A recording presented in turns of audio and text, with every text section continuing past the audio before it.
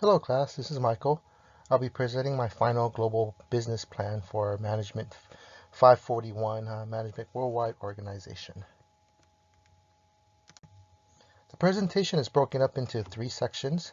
I'll be discussing the product in section 1 along with the marketing and business opportunities and the potential risks. In section 2, I'll be discussing the business plan as it relates to the overall strategy, production, and distribution, as well as the social and cultural considerations for the product, production, and consumption. The last section, I will discuss the mode of entries, the labor markets, and as it relates to costs and compensation. The product for this business plan is what I'm calling the Backpack Guardian. The Backpack Guardian is a wearable protective accessory. It's disguised as an everyday item we all use, known as the backpack. This is a fully functional backpack with several compartments, and it can store a wide range of variety of items, right? It's built into the backpack is these sectional slots, which can hold different grades of lightweight AR-500 steel with reinforced Kevlar meshing. What that enables us to do is be able to wear a protective anti-ballistic bulletproof type of accessory, and we can carry that, we can wear it, and it provides added protection for us through everyday use.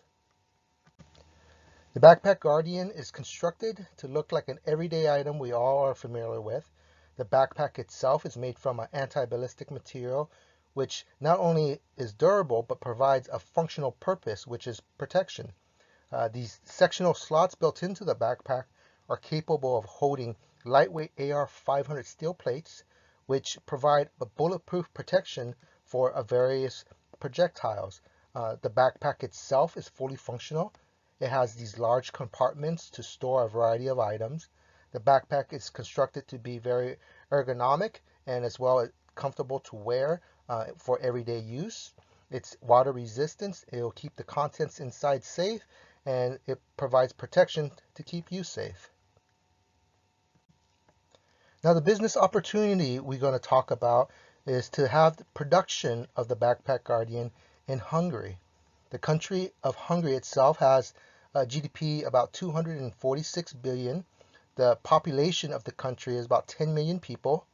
The country is ruled by a democratic parliament republic, right?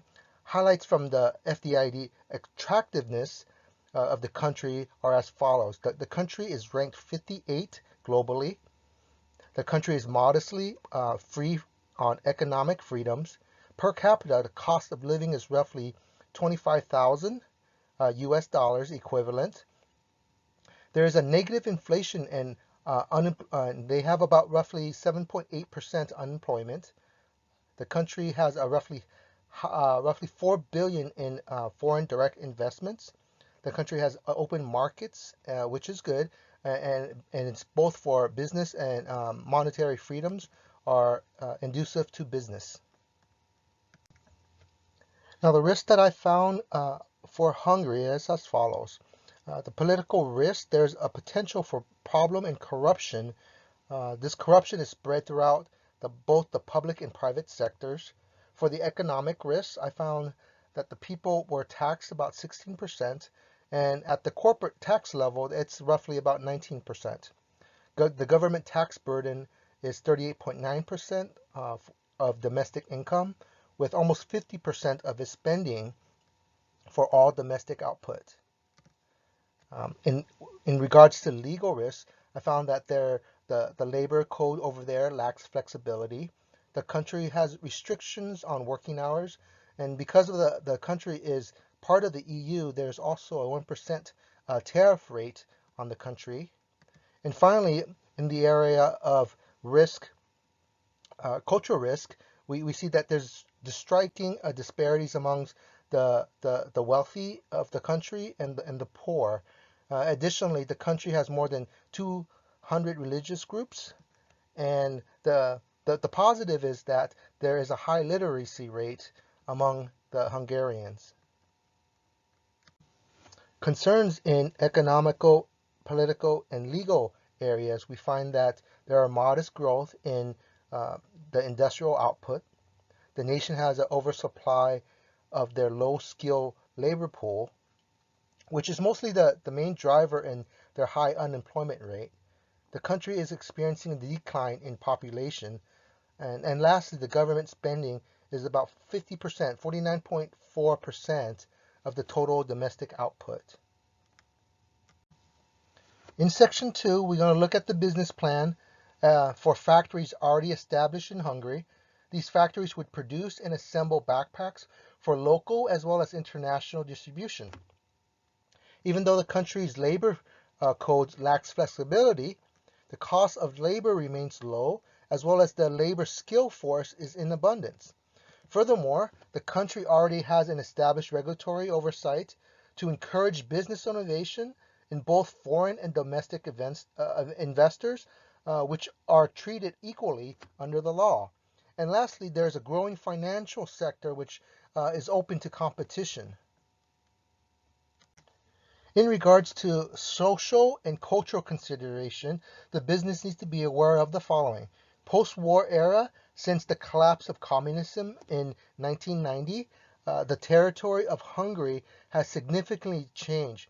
More than 200 religious groups has been formed in the country. There also is a big gap between the rich and the poor. 2/3 of the population are at the bottom of the societal structure.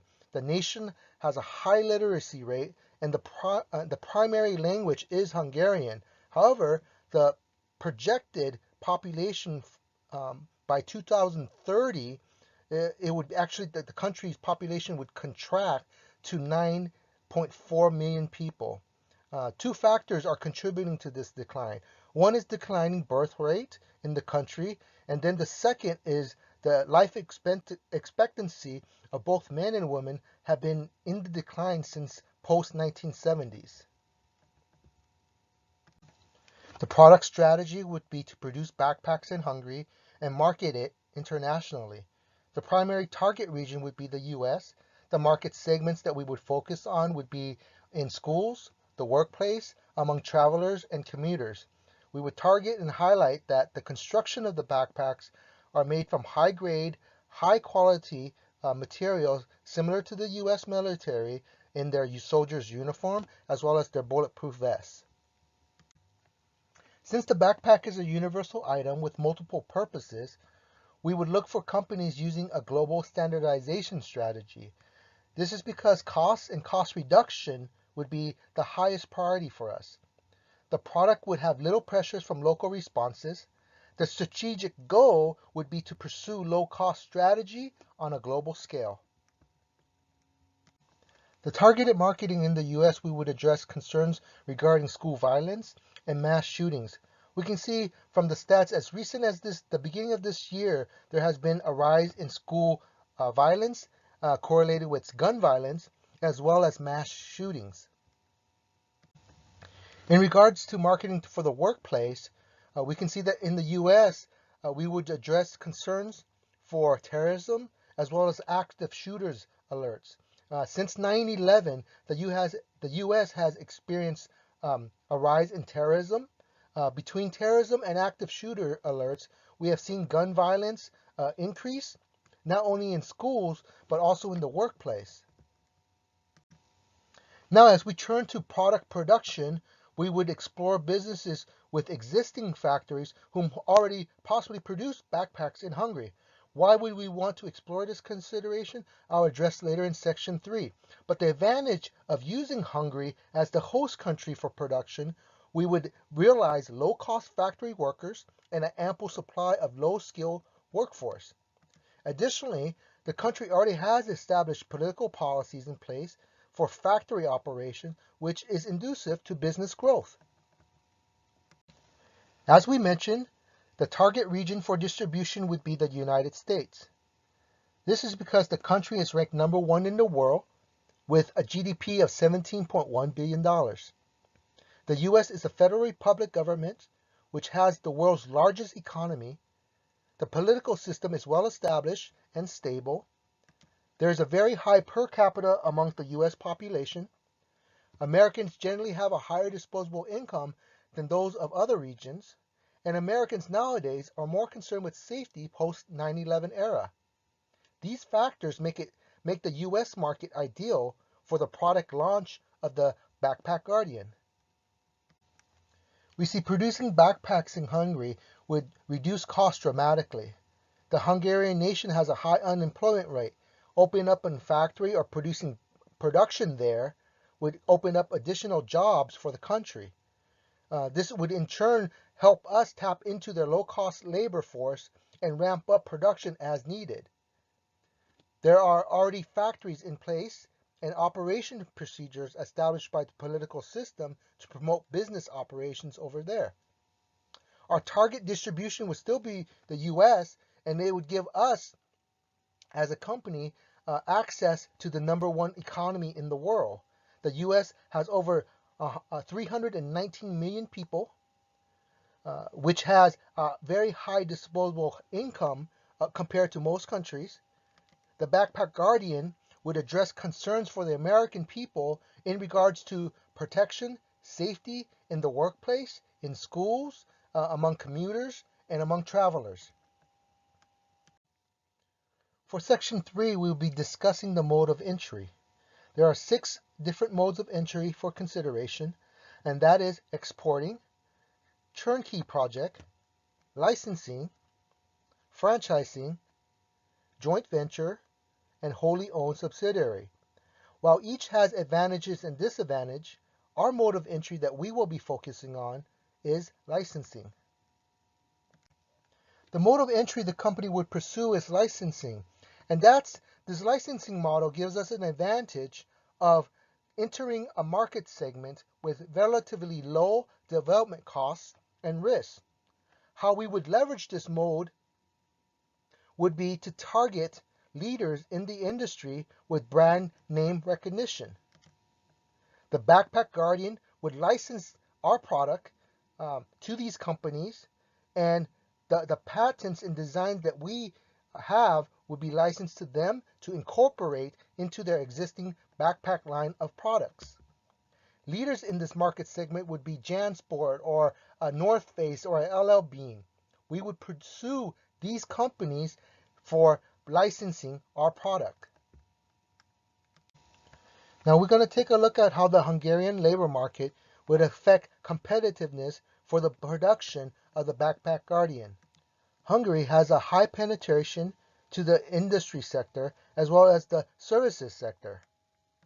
The largest share of industry employment, roughly about 30%, were in 5 Eastern European nations, that is of Czech Republic, Hungary, Estonia, Slovakia, and Poland. Hungary was among the lowest labor force participation in the region. This was due to Hungary having a higher, significantly, unemployment rate. Nevertheless, Hungary has lower labor costs and an abundance in low-skill workforce. The next few slides, we're going to take a look at why a company would produce in another country and some of the human resources concerns related around them. Now, the company may choose to produce in a low-cost country for a number of reasons. Investment in foreign countries could build strategic alliances. Another reason would be to build up a healthy distribution network. And the last 2 considerations revolve around access to new technology and established processes. Establishing these partners or partnerships with these foreign firms may help specialize certain aspects of their production. In respect to compensation plans in Hungary, we see lower wage rates relatively to high productivity. As we formalize a compensation plan, we see that Hungary has an established healthcare system. They have holidays and vacations similar to that of European culture. The employees have entitlements to holiday leave. Employees may offer more than the minimum public holidays, but the set of national defined holidays are observed by the majority of businesses. Holiday accrual time off, those typically start between 20 and 30 days and increase as the employee gains seniority with the company. In Hungary, people can take roughly about 21 days of vacation, which again also increases as they gain seniority in the firm. All this we wrap around a compensation plan specific to the region. And finally, we're going to be looking at transplanting management into a host country of operations where we need to consider the following. That of the salary and wages, that should be reflected of market rates in the region of occupation. Benefits such as health care, vacation, sick time, paid time off, that would be in line with national policies already in place in the local business region. This would help us align healthcare benefits and paid time off accruals with local regional policies. And lastly, of course, the company would also consider, as part of the compensation package, to have adjustments and provisions made for traveling expenses, displacement of the individual from their home country. This would wrap around a company policy that we would give to the individual as a complete benefit package. So thank you, class, taking the time out to review my presentation. I look forward to your comments. See you online.